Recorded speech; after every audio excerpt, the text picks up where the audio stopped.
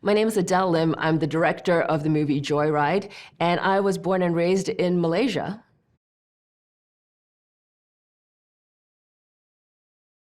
So JOYRIDE is about four completely different friends who take a trip to Asia searching for one of their birth mothers.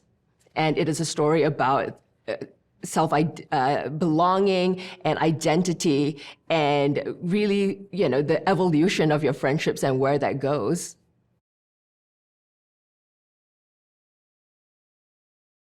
The toughest part about shooting JOYRIDE is that it's set largely in Asia, and we shot exclusively in Vancouver. So having a production designer who could really bring that authenticity was of paramount importance. And talking to Michael Wong, he blew it out of the water. He had brought in all these pictures from his own life, his own family, pictures from his grandmother's kitchen in Hong Kong. And the moment I saw that, having grown up in Asia, I was like, this is a man who knows like the look and the feel. And there are all these intangibles, when you're talking about a film set in Asia, it's not about lanterns or, having certain props. It is about having love, like for an Asian audience to be able to see without even completely understanding it. There's something in the texture, in the colors, in the choices that says like this movie was made from somebody who knows you.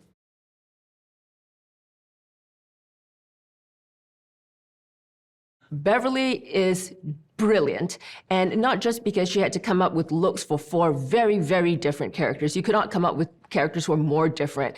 It's that these four characters also go on this journey of transformation through Asia and get in some pretty crazy situations, including pretending to be part of a K-pop band. And so Beverly had to come up with looks that really told you immediately, this is who this character is, like a really quick read of it. Audrey being a professional, Lolo being an artist who's kind of zany and crazy, Kat being this like super glam actress, Deadeye just kind of being offbeat and their own weird creature. And, being able to nail all those moments and to track that progression that really reflected their changes as a character was a huge undertaking.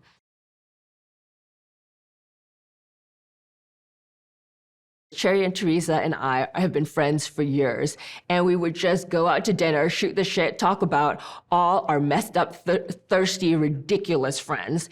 And one day we were just talking about it, cracking ourselves up, thinking, we need to write a movie about this. We don't know who's gonna wanna shoot this or make this, but it'll make us happy. So we would just show up to my house every Thursday and just for the hell of it, break the story. And we just made ourselves laugh nonstop. So we broke the whole story, wrote it up, had a ton of fun doing it, and took it out to the world and wanted to see who would be game to make it.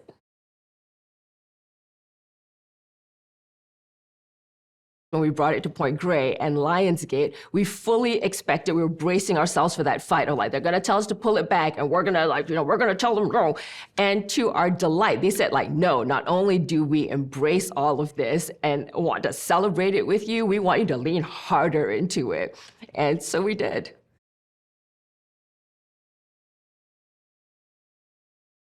Ashley Park is a miracle. I'm just going to start by saying that we knew how important it was for the character of Audrey to be played by somebody who could absolutely hold the audience and be relatable and talented and winsome. And, as you know, like there aren't necessarily a lot of Asian American feature A-listers because of opportunities. I remember talking to my friend Daniel Day Kim, and we were working on Raya and the Last Dragon together, and telling him about my movie and talking about the issues of finding that amazing lead character who could carry a movie like JOYRIDE. And he said, have you heard of this amazing talent called Ashley Park? And I researched Ashley that evening because I'm a Broadway ignorant. And I went down an Ashley Park wormhole. And that night I called Daniel. I was like, I have to know this creature. Put her in touch with me immediately. So I Zoomed with Ashley. She was on the East Coast. Immediately fell in love with her and knew that she had to be Audrey. She had to be the lead of our movie.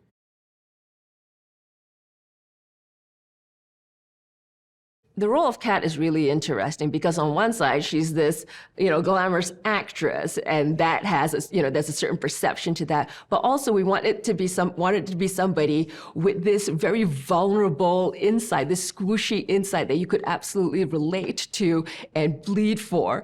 And Stephanie was absolutely that character, was absolutely that actor that we needed for the role, that she's able to do the broad, ridiculous, heightened, insane stuff, at the same time ground that character and make her feel like someone real, someone who's your best friend.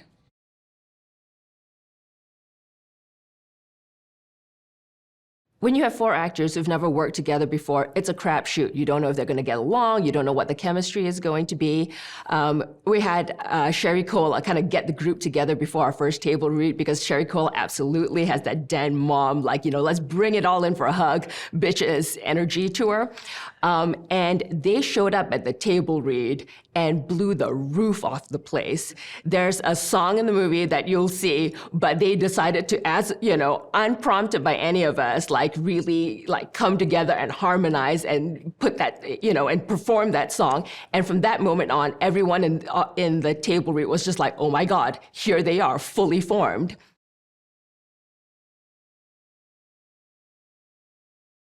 The triangle of friendship, particularly with female friendships, that's something that most women can relate to, of feeling that your friend is outgrowing you, or feeling, worried that, someone is going to emotionally leave you, being jealous of the new, shinier, better friend. And that's one of the relationships that I am most proud of in the movie, because it starts from a place of total contention and conflict, and they could not be more different.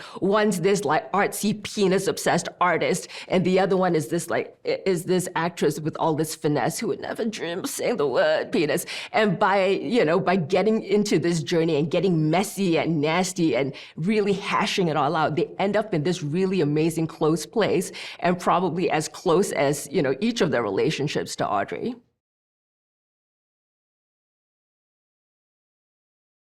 Even though our movie is kind of batshit and heightened and crazy, at its heart, I wanted it to feel authentic and true, because it's also a love letter.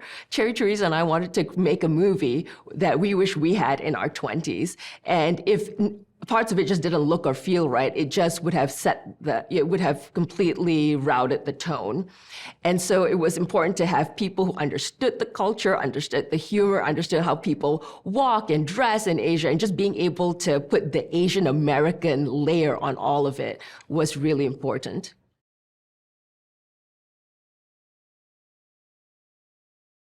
All of us in our families have that one Deadeye cousin or uncle or aunt who's just that slightly offbeat, relative who, doesn't totally fit into a neat box, but you love. And we wanted to bring that character to life in Deadeye.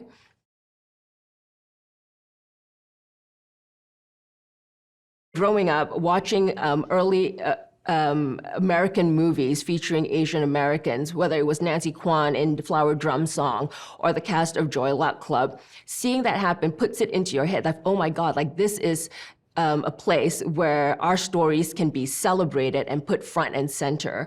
And so I would just hope with, us being out there directing movies like this, even if they're batshit and crazy and completely inappropriate, that it is a sign to, young filmmakers out there. It doesn't matter what I look like, where I come from, how fucked up the stories I want to tell are, there's going to be a place for me.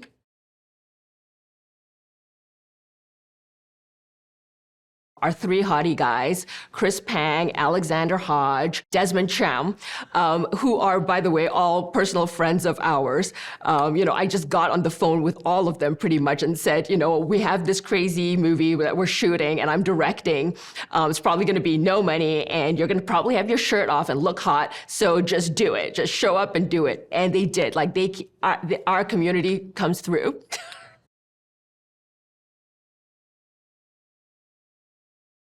The K-pop scene is one of my favorite sequences in the movie. It was baked into the beginning of it because Cherry Teresa and I, and probably the whole world, are huge fans of K-pop, and we thought this would be the perfect movie to platform one of those sequences. The look was going to be joyful and fun and wish fulfillment, because truly, you know, what woman or gay man hasn't wanted to be part of a K-pop group? When Beverly HUYNH came up with the looks for them, we saw it just even in concept. I remember saying, like, I have no notes. Like, this is completely perfect. And not just that it looked like a fantasy K-pop costume, but it also channeled each of the characters. Like, the look of Audrey is very different from the look of Kat's, and Deadeye's look is just like, mwah, money.